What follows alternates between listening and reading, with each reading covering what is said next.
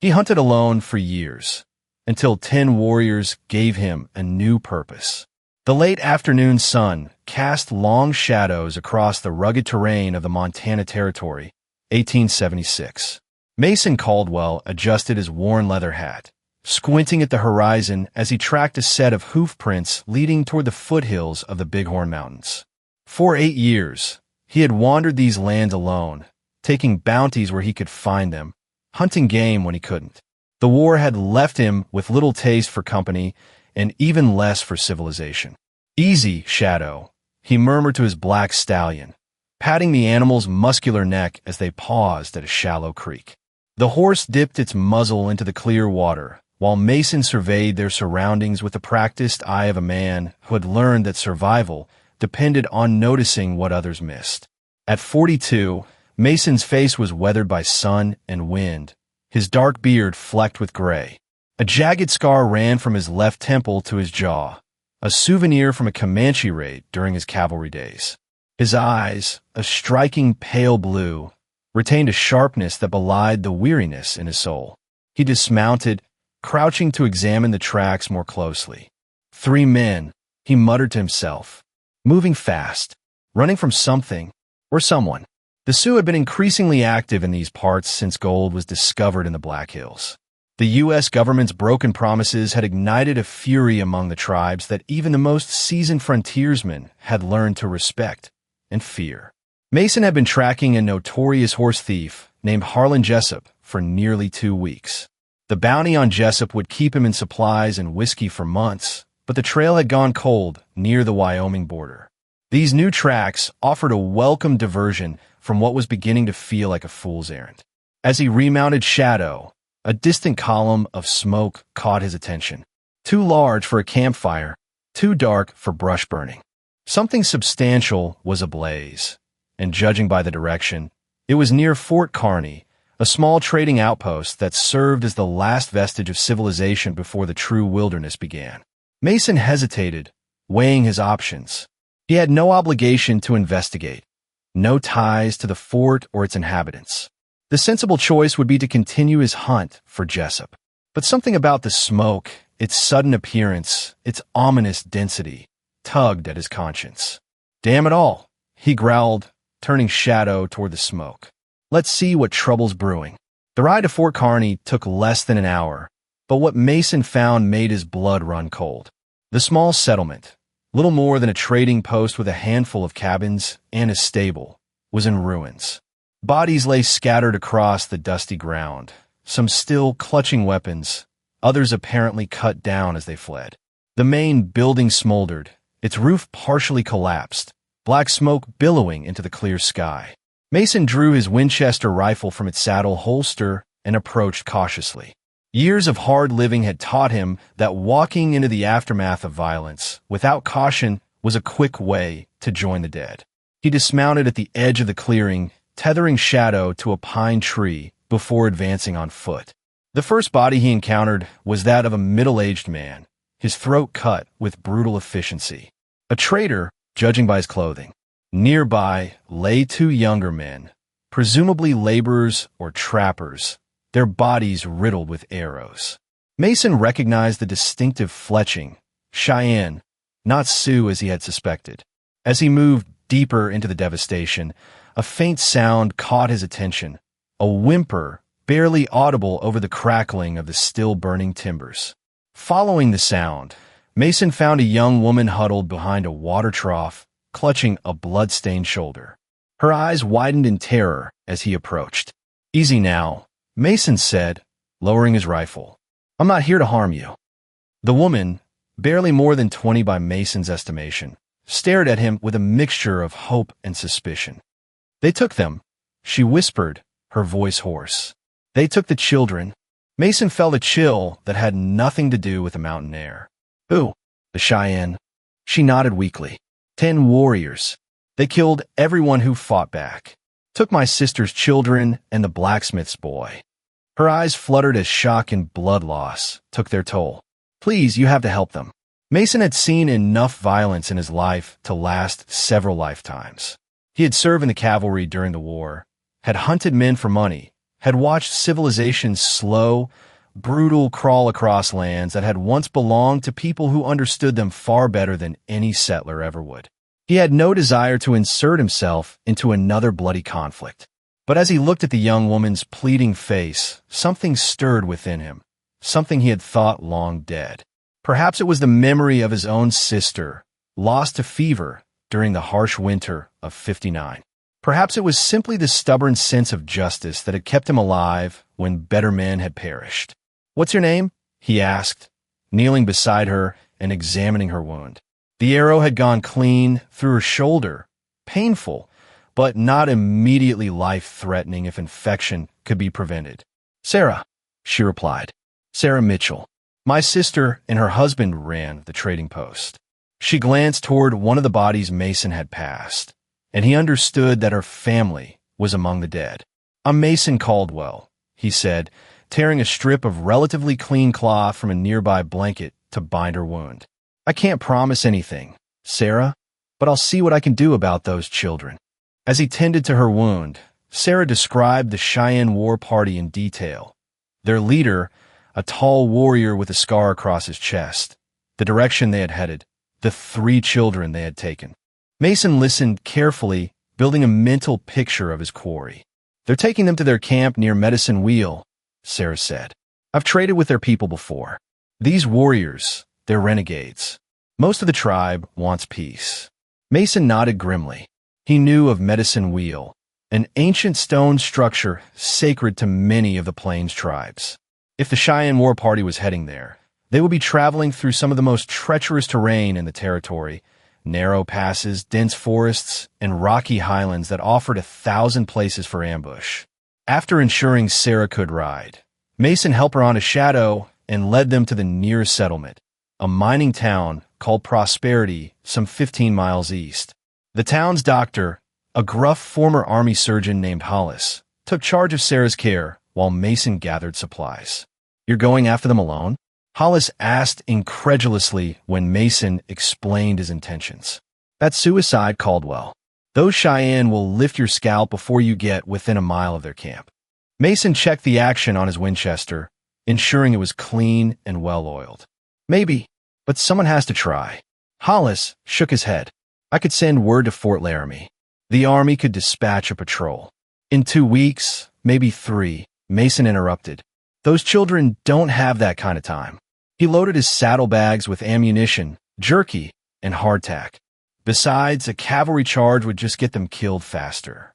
This needs a hunter, not soldiers. Before departing, Mason visited Sarah one last time. The doctor had given her laudanum for the pain, but her eyes were clear as she looked up at him from the narrow bed. "Why are you doing this?" she asked. "You don't know us. You don't know us anything." Mason was silent for a long moment. The question struck deeper than she could know. Why indeed? He had spent years cultivating a reputation as a man who minded his own business, who took jobs for money and nothing else. Yet here he was preparing to risk his life for strangers. "Let's just say I've got some debts to pay," he finally answered. "Rest now. I'll bring those children back if I can." As Mason rode out of Prosperity, following the trail left by the Cheyenne War Party, he couldn't shake the feeling that he was riding towards something more significant than a simple rescue mission. For 8 years, he had drifted through the territories like a ghost, avoiding connections, avoiding responsibilities. Now, in the space of a few hours, he had taken on a burden that might well cost him his life. The sun was setting behind the mountains, casting the landscape in shades of gold and crimson. Mason urged Shadow into a steady trot. The Cheyenne had nearly a day's head start, but they were traveling with children and would likely make camp for the night. If he rode through until dawn, he might close the gap considerably. As darkness fell, Mason's thoughts turned to the children, frightened, probably injured, certainly traumatized by the violence they had witnessed. He had never had children of his own, had never settled down long enough to consider such things. But he remembered what it was to be young and afraid, to feel the world collapse around you with terrifying suddenness. "I'm coming," he whispered into the gathering night, his words carried away by the wind. "Hold on." Dawn broke over the eastern plains, painting the sky in streaks of pink and gold. Mason had ridden through the night, stopping only to rest Shadow and to study the trail by moonlight.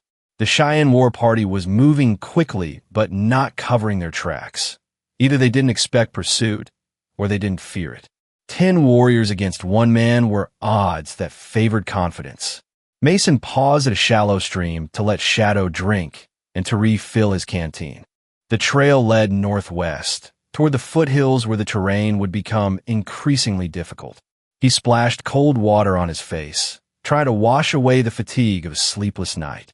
Years of bounty hunting had accustomed him to pushing his body beyond normal limits, but even he couldn't go indefinitely without rest. "Just a little further, boy," he told Shadow, patting the stallion's flank. "We'll find a place to hole up during the hottest part of the day." As he remounted, Mason considered what he knew about his quarry. Cheyenne warriors were among the finest horsemen on the plains, and if they were renegades, as Sarah had suggested, they would be battle-hardened and desperate. Men with nothing to lose were always the most dangerous. The morning stretched on as Mason followed the increasingly clear trail. The war party had made no attempt to hide their passage. Broken branches, trampled grass, and occasional discarded items marked their route. By mid-morning, Mason found the remains of their camp, the ashes of their fire still warm. Less than half a day ahead, he murmured, studying the site. He found small footprints among the larger ones. The children were still alive, still moving. Relief washed over him, followed immediately by renewed determination. As promised, Mason found a sheltered spot to rest during the afternoon heat, a small grove of cottonwoods near spring. He allowed himself 2 hours of light sleep, one hand always near his revolver, before continuing the pursuit. The trail now led into more rugged country, where the foothills began their gradual rise toward the mountains proper. It was near dusk when Mason first spotted them, a thin column of smoke rising from a cluster of rocks about 2 miles ahead. He dismounted and secured Shadow in a stand of pines, then proceeded on foot, carrying his Winchester and a Colt revolver. Years of hunting both animals and men had taught him the value of patience and stealth, and he employed both now as he worked his way closer to the Cheyenne camp. Night had fallen by the time Mason reached a vantage point overlooking the camp. The warriors had chosen their position well, a natural hollow among massive boulders, with a small spring providing water and only one obvious approach. A fire burned at the center of the camp, illuminating the figures gathered around it. Mason counted 9 warriors, one fewer than Sarah had reported. The missing man was either out hunting or standing guard somewhere Mason couldn't see. 3 small figures huddled together near the fire, the children apparently unharmed but clearly terrified. The oldest couldn't have been more than 10, the youngest perhaps 5 or 6. As Mason studied the camp, one of the warriors stood up, a tall, powerfully built man with a distinctive scar across his chest. This would be the leader Sarah had described. He spoke to the others in Cheyenne, his gestures animated. Though Mason couldn't understand the words, the tone suggested anger or disagreement. 2 of the younger warriors responded, pointing repeatedly at the children. The exchange grew heated, with the leader finally making a slashing motion with his hand that silenced the others. Mason had seen enough tribal disputes to recognize a power struggle.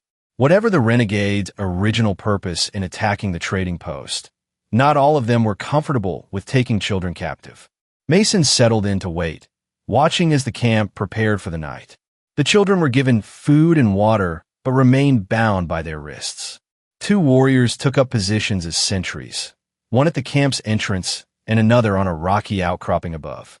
The others wrapped themselves in blankets near the fire, their weapons within easy reach. The situation was dire. Even if Mason could somehow neutralize the sentries without raising an alarm, he would still face 7 warriors in close quarters, with 3 children to protect. The odds were impossible, unless Mason retreated from his observation point, moving silently through the darkness until he was well away from the camp. An idea was forming, dangerous, potentially suicidal, but possibly the only chance the children had. He would need to be patient, to wait for the perfect moment. Returning to where he had left Shadow, Mason retrieved his saddlebags and withdrew a small bundle wrapped in oilcloth. Inside were items he had acquired during his years of drifting, things he had hoped never to use again. A cavalry bugle, tarnished but functional. A blue kerchief, the color still vivid despite years of being carried in his pack. And a small jar of black powder, normally used for reloading cartridges. Mason spent the night preparing, catching brief moments of sleep when he could. His plan relied on deception and timing, and more than a little luck. As the eastern sky began to lighten, he made his final preparations, checking his weapons one last time before moving into position. The rocky terrain above the Cheyenne camp offered numerous hiding places. Mason worked his way to a spot about 200 yards from the camp's entrance, where the natural acoustics would serve his purpose. He placed small charges of black powder in 3 locations, each with a slow-burning fuse that would give him time to move between them. As the sun crested the horizon, Mason took a deep breath and raised the bugle to his lips. The clear, commanding notes of cavalry charge echoed off the rock walls, seeming to come from multiple directions at once. Immediately after, he fired 3 rapid shots into the air, then lit the first of his powder charges. The effect was immediate and dramatic. The Cheyenne camp erupted in activity, warriors scrambling for weapons, looking wildly in all directions for the cavalry they believed was attacking. Mason lit the second charge, which exploded with a satisfying bang, then moved quickly to a new position. From below, he heard shouted orders in Cheyenne, followed by the sounds of horses being hastily prepared. Mason fired again, deliberately missing but creating the impression of multiple attackers. He blew the bugle once more, this time from a different location, then lit the final charge.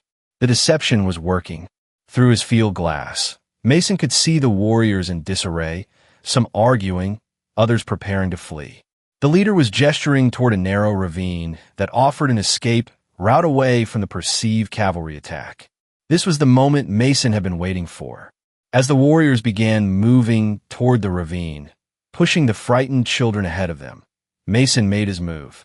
He raced down a steep, rocky slope, taking a route that would intercept the war party before they reached the ravine. His boots slipped on loose stones, nearly sending him tumbling, but he recovered and pressed on. Mason reached the bottom just as the first warriors appeared, leading their horses. He fired twice in rapid succession, dropping the lead man with a shot to the chest and wounding another in the shoulder. Then he was moving again, using the chaos and confusion to his advantage. U.S. cavalry! "Throw down your weapons," he shouted, firing again. The wounded warrior fell, and the others scattered for cover, momentarily abandoning the children. Mason darted forward, grabbing the oldest child, a boy of about 10, by the arm. "Get the others and follow me," he hissed, cutting the boy's bonds with his hunting knife. "Now!" The boy, showing remarkable presence of mind, immediately gathered the 2 younger children, a girl and another boy. Mason provided covering fire as they ran for the shelter of a large boulder. "Stay down," Mason ordered, pressing his Colt revolver into the oldest boy's hand. "If anyone but me comes around that rock, shoot them. Understand?" The boy nodded, his face pale but determined. Mason turned back to the battle, knowing his deception wouldn't hold much longer. Already, the Cheyenne leader had realized they weren't facing a cavalry troop, just one determined man. 3 warriors charged Mason's position, forcing him to retreat. A bullet grazed his arm, and an arrow narrowly missed his head, embedding itself in a tree trunk beside him. Mason fired his Winchester until it was empty, then drew his second revolver, a heavy Remington that packed a punch at close range. The battle reached a fevered pitch, with Mason using every trick he had learned in 2 decades of frontier survival.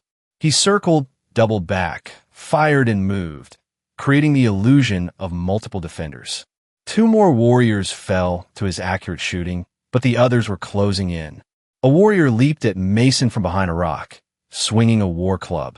Mason ducked, the club missing his head by inches, and fired point-blank into the man's chest. Another warrior charged, and Mason's revolver clicked on an empty chamber. He barely had time to draw his Bowie knife before the warrior crashed into him, sending both men tumbling to the ground. They rolled in the dirt, each fighting for advantage. The Cheyenne warrior was younger, stronger, but Mason fought with the desperate energy of a man who knew defeat meant death. He managed to get his knife hand free and drove the blade into the warrior's side. The man gasped, his grip loosening just enough for Mason to push him off and scramble to his feet. The Cheyenne leader stood 20 paces away, a Winchester rifle similar to Mason's own leveled at his chest. Behind the leader, the remaining warriors were gathering, their initial panic replaced by fury. "You fight well for a gray-haired white man," the leader said in surprisingly good English. "But you will die here." Mason, breathing hard, blood streaming from a cut above his eye, managed a grim smile. "Maybe, but not before a few more of you join your ancestors." The leader's finger tightened on the trigger, and Mason tensed, preparing to dive aside, knowing he would likely be too slow. But before the shot came, a new sound echoed through the rocky battlefield, the distinctive crack of a Colt revolver. The Cheyenne leader staggered, a look of surprise on his face, as blood blossomed on his shoulder. Behind him stood the oldest of the captive children, Mason's revolver shaking in his hands. The boy had disobeyed orders, had left the safety of the boulder to help the man who had come to rescue them. The moment of surprise gave Mason the opening he needed. He charged forward, tackling the wounded leader before he could recover. They crashed to the ground, and Mason delivered a powerful blow to the man's jaw, rendering him unconscious. The remaining warriors, seeing their leader fall, hesitated. Mason seized the leader's rifle and backed toward the children, keeping the weapon trained on the warriors. "It's over," he shouted. "Take your wounded and go, or I'll finish what I started." For a tense moment, it seemed the warriors would rush him regardless of the consequences. Then, slowly, the oldest among them nodded.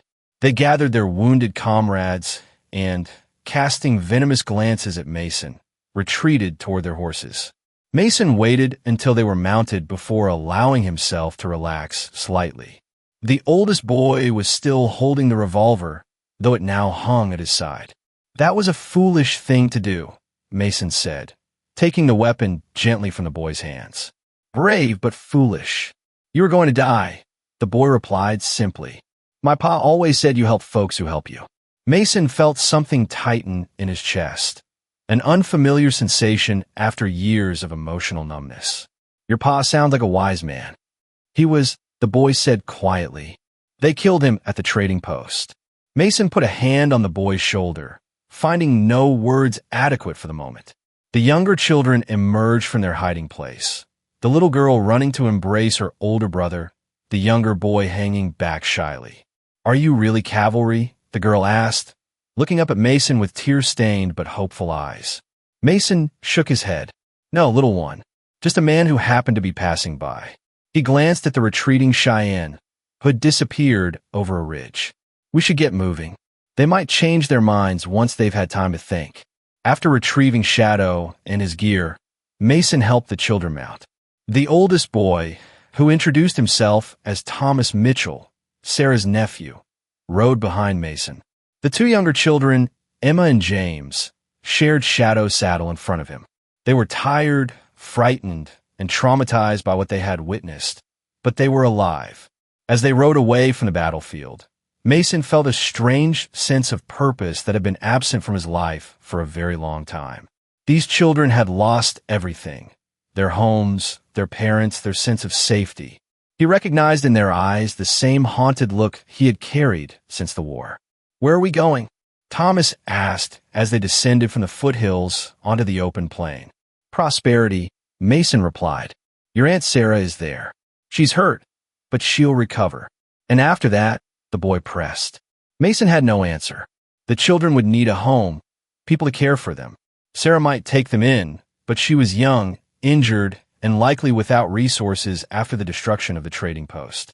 The alternative, an orphanage in some distant city, seemed unbearably cruel after all they had endured. "We'll figure something out," he said finally. "Together." The word felt foreign on his tongue after so many years of solitude, yet somehow right. Mason Caldwell, The man who had hunted alone for nearly a decade found himself riding across the plains with 3 orphaned children depending on him for their very survival. And strangely, impossibly, he felt more alive than he had in years. The journey to prosperity took 2 days, longer than Mason had anticipated. The children, exhausted and traumatized, could not maintain the pace he would have set traveling alone. They camped by a creek the first night, where Mason caught fish for their dinner and did his best to clean and bandage the various cuts and bruises the children had sustained during their captivity. Thomas, at 10, displayed a stoicism beyond his years, helping to gather firewood and tending to his younger sister Emma, who was 7. It was 6-year-old James, the blacksmith's son, who concerned Mason most. The boy had barely spoken since the rescue, his small face locked in an expression of numb shock that Mason recognized all too well. "Give him time," Thomas advised quietly as they sat by the fire that evening, the younger children finally asleep. Pa said James saw the Indians kill his folks, right in front of him. Mason nodded grimly. "Time helps," he said, though he wasn't entirely convinced. Some wounds never fully healed. They just scabbed over, remaining tender to the touch for years. His own memories of the war still visited him in nightmares, vivid as the day they were made. "Were you in the army, Mr. Caldwell?" Thomas asked, his young face serious in the firelight.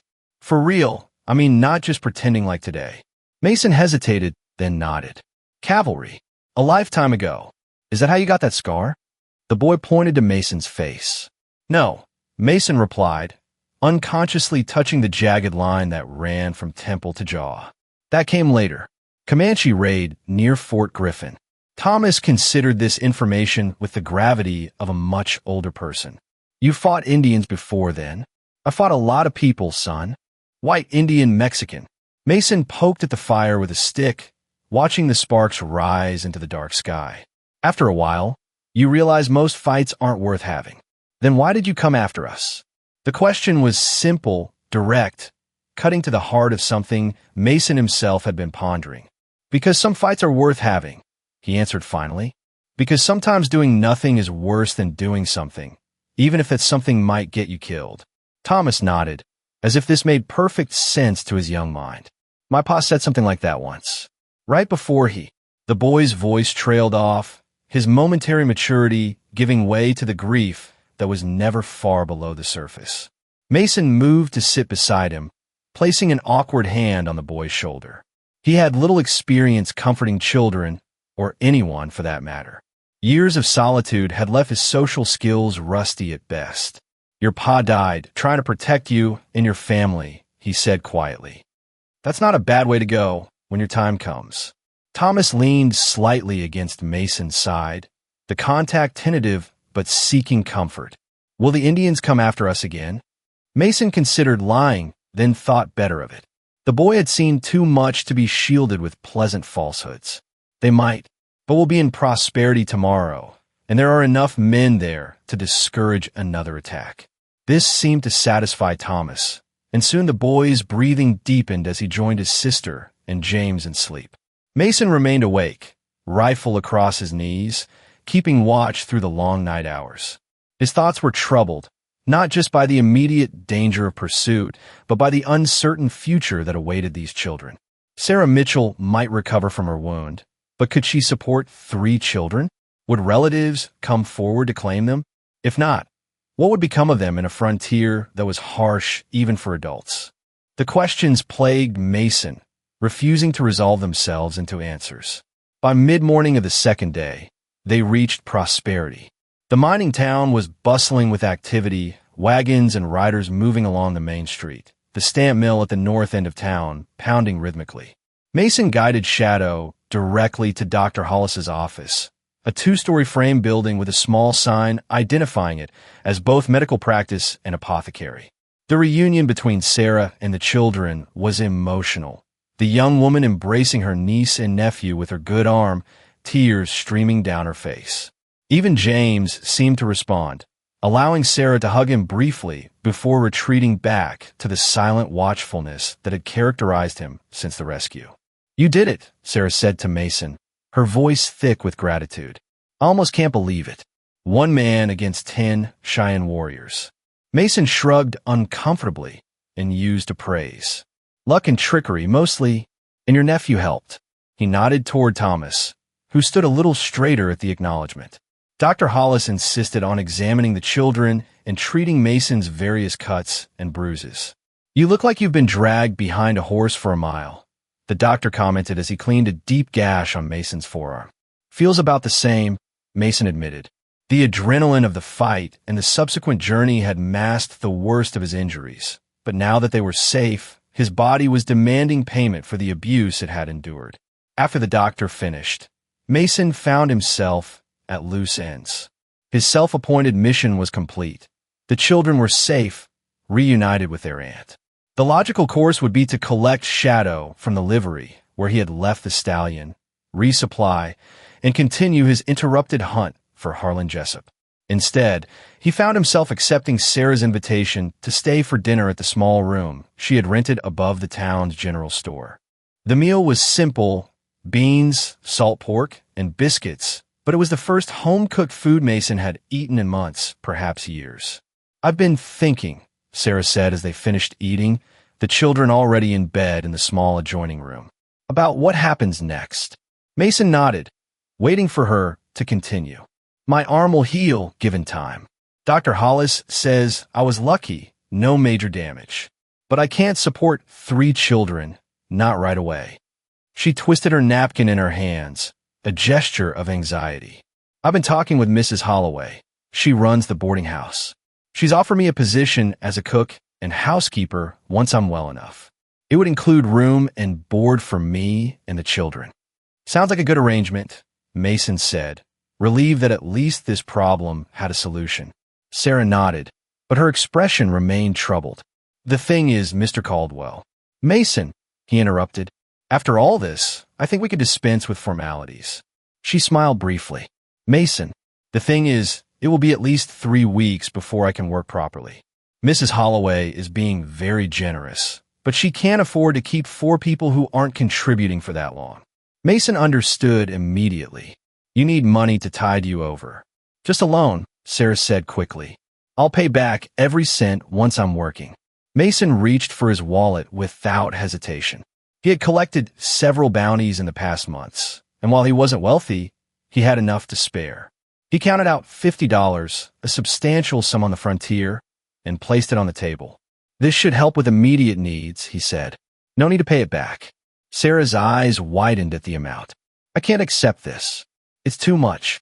Consider it an investment in those kids, Mason replied. Besides, I've got no use for it. Just whiskey and ammunition, mostly, and I've got plenty of both. After a moment's hesitation, Sarah nodded and took the money, tucking it carefully into her pocket. Thank you. I won't forget this. As Mason prepared to leave, Thomas appeared in the doorway of the bedroom, clearly having listened to the adult conversation. Are you going away? The boy asked, his voice carefully neutral, though Mason detected the fear beneath the surface. Mason crouched to eye level with the child. I have some business to attend to, he said gently, but I'll check in on you before I leave town for good. Thomas nodded, his expression serious. We owe you our lives, Mr. Caldwell. Pa said a debt like that can never be repaid. You don't owe me anything, Mason assured him. You saved my life too, remember? I'd say that makes us even. The boy seemed to consider this, then shook his head. Not even. Not by a long shot. With that cryptic pronouncement, he returned to the bedroom, leaving Mason to ponder his words. The next morning, Mason visited the sheriff's office to report the attack on Fort Kearney and his subsequent rescue of the children. Sheriff Donovan, a grizzled veteran of the Mexican War, listened with growing alarm. Damn it all, he muttered when Mason finished. That's the 3rd Cheyenne attack in as many months. The Army keeps saying they've got the situation under control, but it's clear they don't. These weren't regular Cheyenne, Mason pointed out. They're renegades, according to Sarah Mitchell. Most of the tribe wants peace. Donovan snorted. Tell that to the folks they've killed. He sighed heavily. Still, what you did was damn impressive, Caldwell. Crazy, but impressive. Not many men would have gone after those kids alone. Mason shrugged off the praise. Any word on Harlan Jessup? I was tracking him when I got sidetracked. As a matter of fact, yes. Donovan shuffled through wanted posters on his desk. Got word yesterday that he was spotted near Devil's Tower, trading stolen horses to some crow hunters. That's about 3 days ride northwest of here. Mason nodded, mentally calculating the journey. If he left by noon, he could make good progress before nightfall. The bounty on Jessup would more than replace the money he had given to Sarah, ensuring he could continue his solitary existence without hardship. But as he walked back to the livery to check on Shadow, Mason found his thoughts returning to the children. Thomas's solemn face, Emma's tearful gratitude, even little James's silent suffering. They had somehow worked their way past the barriers he had spent years constructing around his heart. At the livery, he found Thomas waiting, sitting on a bale of hay near Shadow's stall. The boy jumped to his feet when he saw Mason. "Mr. Caldwell, I wanted to see your horse again before you left." He approached Shadow cautiously, reaching out to stroke the stallion's nose. "He's the finest horse I've ever seen." Mason smiled despite himself. "He's something special, all right. Saved my bacon more times than I can count." Thomas looked up at him, eyes serious. "When are you leaving?" "Soon," Mason replied, unable to be more specific given his own indecision. The boy nodded, as if confirming something to himself. "I had a dream last night. About my pa." Mason waited, sensing there was more to come. "He told me to stick close to you," Thomas continued. "Said you were a good man, even if you didn't know it yourself." Mason felt a chill that had nothing to do with the morning air. He wasn't superstitious by nature, but something about the boy's matter-of-fact delivery made the hairs on the back of his neck stand up. "Dreams are just dreams, son," he said gently. "Your pa's gone. I'm sorry." Thomas shook his head stubbornly. "It wasn't just a dream. It was real. Pa told me things only he would know." The boy's gaze was unwavering. "He said you were running from ghosts, same as he did before he met my ma." Mason felt a flutter of unease. The word struck too close to home for comfort. "Your aunt will be wondering where you are," he said, deliberately changing the subject. "You should head back. Will you at least say goodbye before you go?" Thomas asked, his veneer of maturity cracking slightly to reveal the child beneath. "I promise," Mason replied, ruffling the boy's hair gently. "Now go on." After Thomas left, Mason sat on the hay bale, troubled by the encounter. He had long ago stopped believing in signs or fate or divine intervention. The world was random, often cruel, occasionally kind, but never guided by any greater purpose. Yet something about the boy's words nagged at him, refusing to be dismissed. As he saddled Shadow, preparing for the journey to Devil's Tower, the livery owner approached. "Heading out, Caldwell." Mason nodded. "Got a lead on Jessup. Need to move before the trail goes cold again." The man, Simmons, if Mason recalled correctly, leaned against a post. "Heard what you did, bringing those kids back. Mighty brave thing. Just happened to be in the right place," Mason demurred. Simmons shook his head. "Don't sell yourself short. Plenty of men would have ridden the other way." He hesitated, then added, "You know, I could use a man like you around here. Someone who knows horses, can handle trouble if it comes. Pay wouldn't be much, but there's a room above the stable that goes with the job." The offer caught Mason by surprise. He had not considered staying in prosperity, had not considered staying anywhere in a very long time. His first instinct was to refuse outright. Yet he found himself saying, "Let me think on it." Simmons nodded, seeming pleased even with this non-committal response. "Offer stands whenever you decide. Town's growing, and good men are hard to find." Mason finished saddling Shadow and led the stallion outside. The morning was bright, the sky a clear, endless blue that promised good traveling weather. He should mount up, ride out, continue the life he had chosen for himself years ago. Instead, he found himself walking toward the general store, where Sarah and the children were staying. He told himself it was just to say goodbye, to keep his promise to Thomas. But as he climbed the stairs to their rented room, Mason knew he was standing at a crossroads. Sarah answered his knock, her face brightening when she saw him. "Mason, I thought you might have left already." "Not yet," he replied. "Thought I'd check on you and the children before I go." She invited him in. The small room was tidier than the previous evening, the children's few possessions neatly arranged. Emma was helping James with what appeared to be reading lessons, while Thomas sat by the window, whittling a piece of wood with a small knife. "We're managing," Sarah said, following his gaze. "Mrs. Holloway brought us some clothes that her grandchildren outgrew, and the general store owner is letting us have staples on credit until I can start working." Mason nodded, relieved that the community was rallying around them. Frontier towns often took care of their own, especially in times of crisis. "That's good. The money I gave you should help too." "It will," Sarah agreed, "though I'm still not sure how we'll manage long term. Mrs. Holloway's offer is generous, but a cook's wages won't go far with 3 growing children to feed and clothe."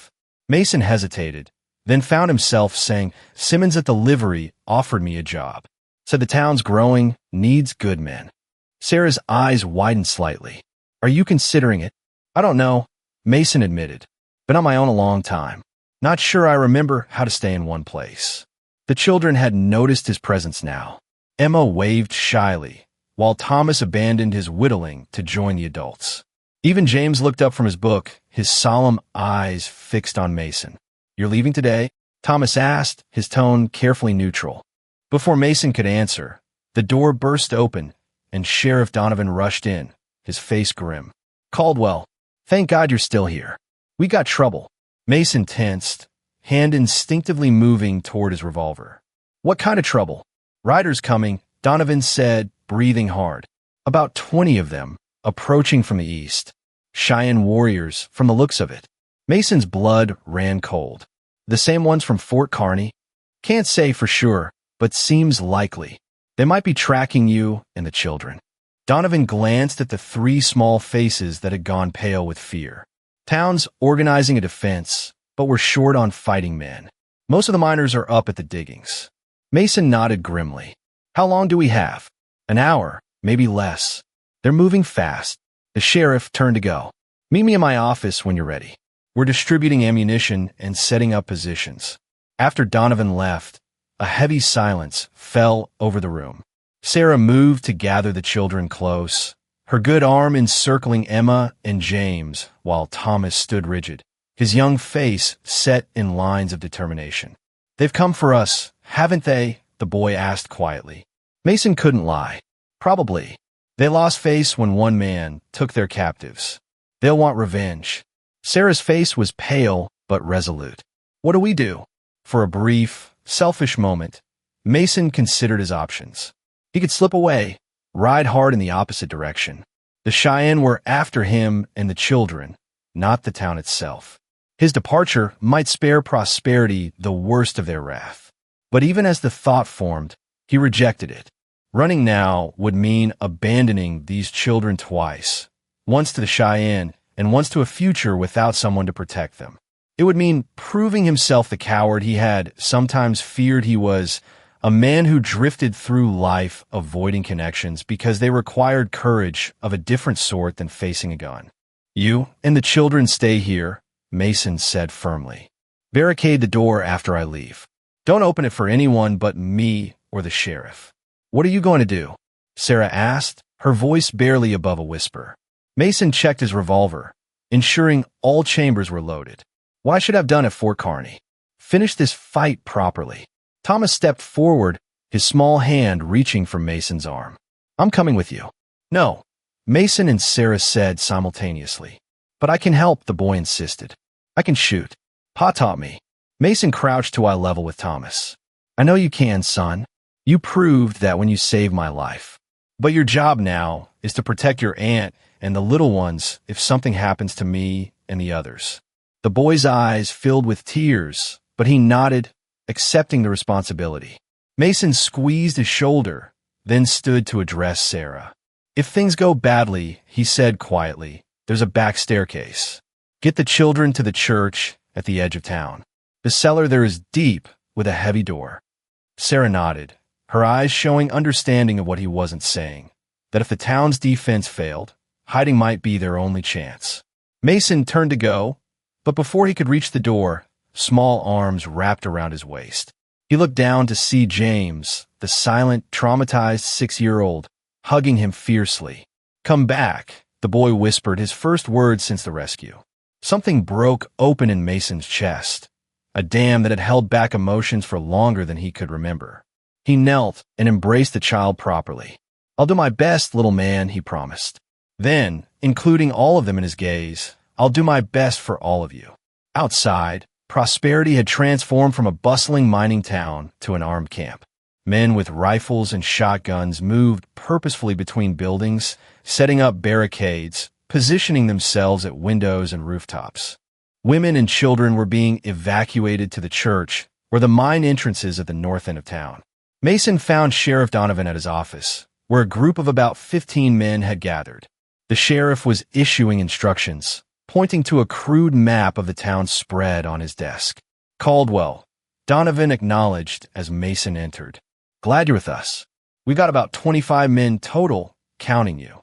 Not great odds against 20 Cheyenne warriors, but we've got position and shelter on our side." Mason studied the map, quickly assessing the town's vulnerabilities. "They'll come in hard and fast, trying to overwhelm us before we can organize. Their best approach is from the south, along the creek bed. Gives them cover almost to the edge of town." Donovan nodded. "That's what I figured. I've positioned 8 men along that line, behind the blacksmith shop and the freight office." "Good. But don't neglect the east approach," Mason cautioned. "If their leader is smart, he'll split his force, hit us from 2 directions at once." The planning continued for several more minutes, with Mason offering suggestions based on his military experience and knowledge of Cheyenne tactics. The town's defenders were a mix of shopkeepers, miners, and a few former soldiers. Not a professional fighting force by any means, but determined men protecting their homes and families. As they were about to disperse to their positions, the door opened, and Simmons from the livery entered, leading an older Cheyenne man. "Sheriff," Simmons said urgently, "this here is Gray Wolf. He trades horses with us, sometimes. Says he's got information about the war party." Gray Wolf, his face deeply lined with age, spoke in careful, accented English. "They are not my people," he began. "They are Young Eagle's band, renegades who have broken from a tribe. Our chief has renounced them, but they do not listen." "How many?" Donovan asked. 18 warriors, Gray Wolf replied. "Good fighters, but foolish. They seek glory in death now, not victory." Mason stepped forward. "You know about what happened at Fort Kearney? About the children?" Gray Wolf nodded gravely. "Young Eagle lost his own son to the white man's sickness last winter. His heart is poisoned with grief and hatred. He will not stop until he has vengeance, or until he joins his ancestors." "Can you talk to him?" Mason asked. "Tell him the children are under our protection now." The old man shook his head. He would not listen. To him, "I'm a traitor who trades with the enemy." He hesitated, then added, "But I can help you in another way. I know how Young Eagle thinks, how he will attack." For the next few minutes, Gray Wolf shared valuable intelligence about the war party's likely strategies and the personal fighting styles of its key warriors. Mason listened intently, recognizing the old man's wisdom and experience. "Why are you helping us?" Donovan asked when Gray Wolf finished. The old Cheyenne's eyes were sad but determined. "Because Young Eagle's path leads only to more death, for your people and for mine. This war must end, or none of our children will know peace." With Gray Wolf's information, they refined their defense plan. Mason would take a position on the roof of the hotel, the tallest building in town, giving him a clear view of both likely approaches. From there, his marksmanship could make a critical difference in the opening moments of the attack. As the men dispersed to their positions, Mason felt a strange calm settle over him. For years, he had drifted without purpose, taking bounties to sustain a life that had no real meaning. Now, preparing to defend a town of strangers and 3 orphan children who had somehow become his responsibility, he felt more certain of his course than he had since the war. The wait was mercifully short. Just as Gray Wolf had predicted, the war party approached from both south and east, dividing their forces to attack the town from multiple directions. Mason, positioned on the hotel roof with his Winchester, spotted the first riders emerging from the creek bed. The battle erupted with sudden ferocity. The Cheyenne charged with war cries that chilled the blood, firing rifles and loosing arrows as they rode. The town's defenders responded with disciplined volleys, dropping several warriors in the first exchange. Mason sighted carefully, firing only when certain of his target. 3 warriors fell to his rifle in quick succession, their horses running riderless into the chaos. But the attack continued, the remaining Cheyenne dismounting to use the buildings and wagons as cover. From his elevated position, Mason could see the entire battlefield, and it wasn't going well for the defenders. The Cheyenne were pressing forward on both fronts, their superior fighting skills beginning to tell against the townsmen's defensive advantage. A movement at the north end of town caught Mason's attention. 3 riders, moving stealthily behind the buildings, separated from the main attack. With sudden clarity, Mason realized their strategy.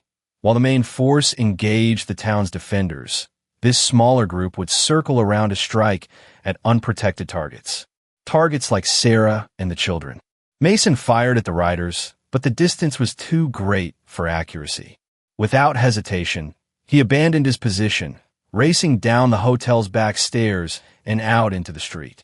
Gunfire echoed all around as he ran, keeping to cover where possible, heading toward the general store where he had left Sarah and the children.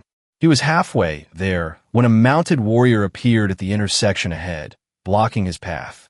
The man was young, probably no more than 20, but his face was painted for war, and his rifle was aimed squarely at Mason's chest. Mason drew and fired in one fluid motion, years of practice overcoming the disadvantage of his position. The warrior jerked backward, his shot going wide, and tumbled from his horse. Mason didn't slow down, vaulting over a rain barrel and continuing his desperate race toward the general store. The sounds of fighting were closer now, indicating that the battle had moved into the town proper. Mason rounded the final corner and saw a sight that stopped his heart. 2 Cheyenne warriors at the base of the stairs leading to Sarah's room, while a third was already ascending, war axe in hand. "Hey!" Mason bellowed, firing his revolver. The shot struck the warrior on the stairs in the leg, causing him to stumble and fall. The other 2 turned, raising their weapons. Mason dove behind a water trough as bullets splintered the wood around him. He returned fire, dropping 1 warrior with a shot to the chest. The other rushed him, knife drawn, closing the distance before Mason could aim again. They collided in a tangle of limbs, the knife slashing Mason's arm before he could knock it aside. They rolled in the dirt, each fighting for advantage, neither willing to yield. The warrior was younger, stronger, but Mason fought with the desperate energy of a man protecting those he cared about. With a supreme effort, Mason forced his revolver up and pulled the trigger. The warrior collapsed on top of him, blood spreading across his buckskin shirt. Mason pushed the body aside and struggled to his feet, his breath coming in ragged gasps. The wounded warrior from the stairs was trying to crawl away. Mason approached cautiously, weapon raised, but there was no fight left in the man. His dark eyes met Mason's, showing not fear but a weary acceptance. "Finish it," the warrior said in English. "Send me to my ancestors." Mason hesitated, finger on the trigger. Then, surprising himself, he lowered his weapon. "No more killing today," he said. "Not if I can help it." Leaving the wounded man, Mason hurried up the stairs to Sarah's room. The door was still barricaded, a fact that filled him with relief. "Sarah, it's Mason," he called, pounding on the wood. "Open up." The sound of furniture being moved preceded the door opening to reveal Sarah, a shotgun in her hands, the children huddled behind her. Her face showed stark relief at the sight of him. "Are you hurt?" she asked, noticing the blood on his sleeve. "It's nothing," Mason assured her, though the knife wound stung fiercely. "Are you all right?" Before she could answer, a tremendous crash echoed from the direction of the town square, followed by shouts and renewed gunfire. The battle was far from over. "Stay here," Mason ordered. "Keep the door barricaded. I need to help the others." He turned to go, but Thomas stepped forward. "I'm coming with you." "No," Mason said firmly. "Your place is here, protecting your family." The boy's eyes flashed. "They're my family too," he said, gesturing toward the town. "All of them. Pa always said prosperity looks after its own." The word struck Mason with unexpected force. Prosperity looks after its own. When had he last been part of something that could be described as its own? When had he last belonged anywhere, to anyone? Please, Thomas said, his young face showing a determination that reminded Mason painfully of himself at that age. I can help. I'm a good shot, you know that. Mason looked at Sarah, who seemed torn between maternal protection and understanding of the boy's need to act. Finally, she gave a small nod. Stay behind me, Mason told Thomas, reluctantly accepting the boy's assistance. Do exactly as I say, when I say it. Understood, Thomas nodded solemnly, accepting a revolver from Sarah. Mason led the way down the stairs, keeping Thomas behind him as they moved cautiously toward the sounds of battle. The scene at the town square was chaos. The Cheyenne had set fire to the feed store, and flames were spreading to adjacent buildings. Defenders and attackers alike moved through smoke and confusion, the original battle lines long since broken. Mason spotted Sheriff Donovan directing a bucket brigade while simultaneously returning fire at warriors who were using the livery as cover. Several bodies, both townsmen and Cheyenne, lay in the dusty street. Sheriff, Mason called, gaining Donovan's attention. What's the situation? Bad and getting worse, Donovan replied grimly. They've got us pinned down, and that fire's going to take half the town if we don't contain it. Mason quickly assessed the tactical situation. The remaining Cheyenne, perhaps 10 warriors, had established strong positions around the square.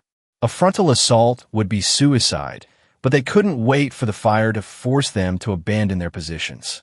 We need to flank them, Mason decided. Come at them from behind the saloon while the bucket brigade keeps their attention. Donovan nodded. I'll organize it, but we're short on men who can still fight. I'll go, Mason said.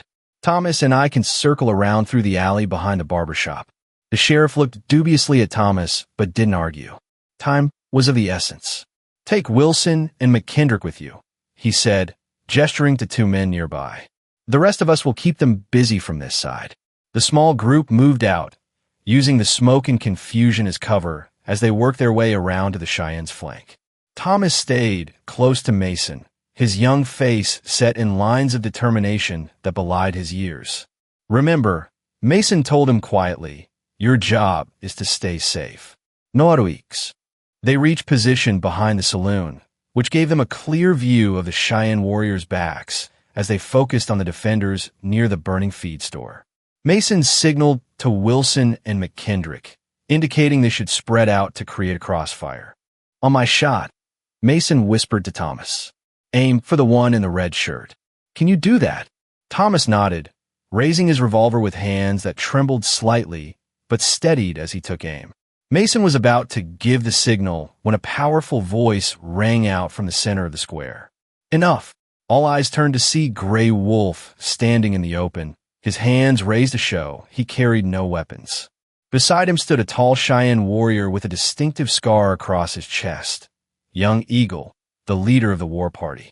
There has been enough blood spilled, Gray Wolf continued, speaking loudly in both Cheyenne and English. The children are safe.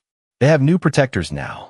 This battle serves no purpose but to add more bodies to the ground. Young Eagle spoke rapidly in Cheyenne, his gestures angry. Gray Wolf listened, then replied calmly but firmly. Their exchange continued for several tense moments, with the fighting temporarily suspended as both sides watched the unexpected negotiation. Finally, young Eagle raised his voice, calling out to his warriors in Cheyenne. Slowly, reluctantly, they began to lower their weapons. What's happening? Thomas whispered. Gray Wolf is negotiating a truce, Mason replied, not lowering his own rifle yet. But stay alert. This could turn bad again very quickly. Young Eagle stepped forward, his gaze sweeping the town until it landed on Mason. You, he called in accented but clear English. The one who took our captives. Come forward. Mason hesitated, then handed his rifle to Thomas. If anything happens, get back to your aunt, he instructed. Then, straightening his shoulders, he walked out to meet the Cheyenne leader. They stood face to face in the town square, surrounded by the aftermath of battle. Burning buildings, wounded men, the smell of gunpowder and smoke thick in the air. Young Eagle was taller than Mason by several inches, his face lined with grief and rage barely contained. "You shamed me before my warriors," the Cheyenne leader said. "Took what was mine by right of conquest." "Those children weren't yours to take," Mason replied evenly. "They're innocent in whatever quarrel you have with white settlers." Young Eagle's eyes flashed. "Were my son innocent? My wife? They died of the white man's disease, brought by traitors like those at the fort." Mason had no answer for this. The spread of disease had decimated native populations across the frontier, an unintended but devastating consequence of contact with white settlers. "I lost my family too," he said finally.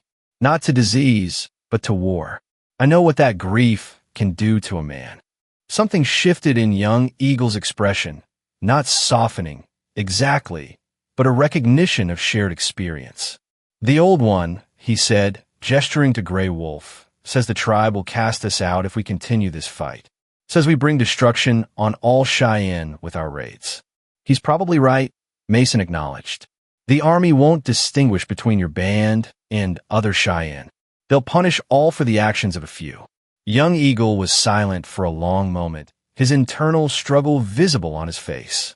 Finally, he spoke. "The children will stay with you?" "Yes," Mason said, realizing as he spoke that he was making a commitment he hadn't consciously decided upon until this moment. "I'll protect them with my life." The Cheyenne leader studied him, as if measuring the truth of his words. Then he nodded once, sharply. "Then our business is finished. We will go north, to the lands of our Lakota cousins." Relief washed over Mason, though he was careful not to show it. "In the town? The raids?" "No more raids," young Eagle stated. "Not by my band. But tell your people," he gestured toward the watching townspeople, "that if they push further into our hunting grounds, if they break more treaties, there will be others who take up the fight after we are gone." It was both a concession and a warning, and Mason nodded in acknowledgement of both. "I'll tell them." Young Eagle raised his hand in a signal to his warriors, who began to gather their wounded and retreat from their positions. The battle for prosperity was over, ended not by force of arms, but by an unlikely negotiation between old enemies. As the Cheyenne withdrew, the townspeople emerged cautiously from their defensive positions. The Bucket Brigade redoubled their efforts on the burning feed store, while others tended to the wounded. Sheriff Donovan approached Mason, his expression a mixture of relief and disbelief. "I've never seen anything like that," the sheriff admitted. "Thought for sure we were all goners." Mason shrugged. "Sometimes talking works better than shooting. Doesn't mean they won't be back someday." "But not today," Donovan said. "And that's something." He clapped Mason on the shoulder. "Town owes you a debt, Caldwell. You and the boy both." He nodded toward Thomas, who was helping an injured townsman to the doctor's office. "We all did what needed doing," Mason replied, uncomfortable with praise as always. As the immediate crisis passed, and the town began the process of assessing damage and treating the wounded, Mason found himself drawn back to the general store, where Sarah waited anxiously with Emma and James. The reunion was emotional, with Sarah embracing Thomas fiercely while the younger children clung to Mason as if afraid he might disappear. "Is it over?" Sarah asked, her voice steady despite the fear evident in her eyes. "Truly over?" Mason nodded. "They're gone. Made a truce of sorts. I don't think they'll be back, at least not Young Eagle's band." Relief washed over her face. "Thank God." She looked at the four of them, Mason, Thomas, Emma, and James, standing together in the small room that had become their temporary sanctuary. What happens now?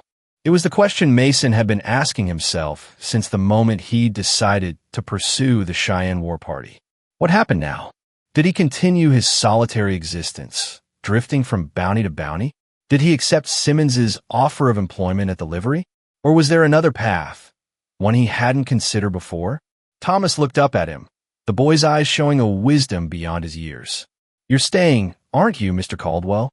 Mason looked at the children, at Thomas's hopeful expression, at Emma's shy smile, at James's silent trust. He looked at Sarah, who watched him with an understanding that suggested she would accept whatever decision he made. And in that moment, Mason Caldwell The man who had hunted alone for years made the choice that would define the rest of his life. "Yes," he said simply, "I'm staying."